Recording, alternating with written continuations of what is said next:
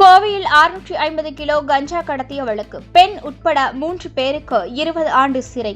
கோவை நீதிமன்றம் தீர்ப்பு.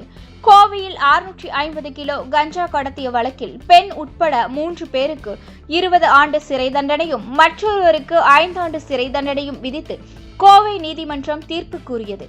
கோவை மாவட்டம் சூலூர் பட்டினம் பகுதியில் கடந்த 2016ஆம் ஆண்டு போலீசார் ரோந்து பணியில் ஈடுபட்டு இருந்தனர். அப்பொழுது இருசக்கர வாகனத்தில் வந்த ஒரு பெண்ணை மடக்கி பிடித்து விசாரித்தனர். அதில் அந்த பெண் கவுண்டம்பாளையத்தை சேர்ந்த தேன்மொழி என்பது தெரிய வந்தது. மேலும் அவர் இருசக்கர வாகனத்தில் மறைத்து வைத்திருந்த 4 கிலோ கஞ்சா பறிமுதல் செய்யப்பட்டது. இதைத் தொடர்ந்து போலீசார் அந்த பெண்ணிடம் நடத்திய விசாரணையில் ஒரு குடோனில் மூட்டை மூட்டையாக கஞ்சா பதுக்கி வைத்திருப்பதாக தெரிவித்தார்.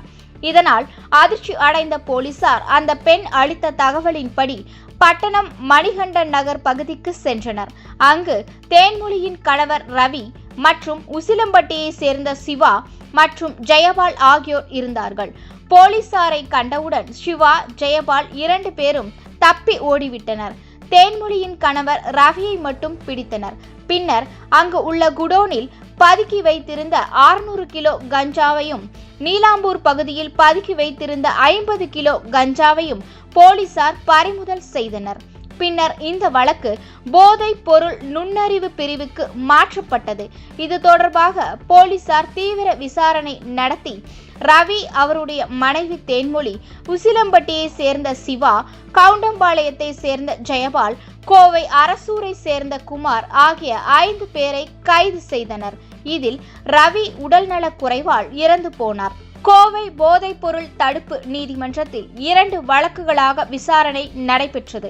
வழக்கை விசாரணை நடத்திய நீதிபதி ராஜலிங்கம் தீர்ப்பு கூறினார். இதில் தேன்மொழிக்கு 20 ஆண்டு சிறையும் ரூபாயில் 4,50,000 அபராதமும் விதித்து தீர்ப்பு கூறினார். சிவா மற்றும் ஜெயபாலுக்கு 20 ஆண்டு சிறை தண்டனையும் தலா ரூபாய் 3 லட்சம் அபராதமும் விதித்தார். குமாருக்கு 5 ஆண்டு சிறை தண்டனையும் ரூபாய் 75,000 அபராதமும் விதித்து தீர்ப்பு கூறினார். 50 கிலோ கஞ்சா கடத்திய வழக்கில் சிவா, ஜெயபால் ஆகியோருக்கு 12 ஆண்டுகள் சிறை தண்டனை விதிக்கப்பட்டது. இந்த தண்டனை ஏக காலத்தில் அனுபவிக்க நீதிபதி உத்தரவிட்டார்.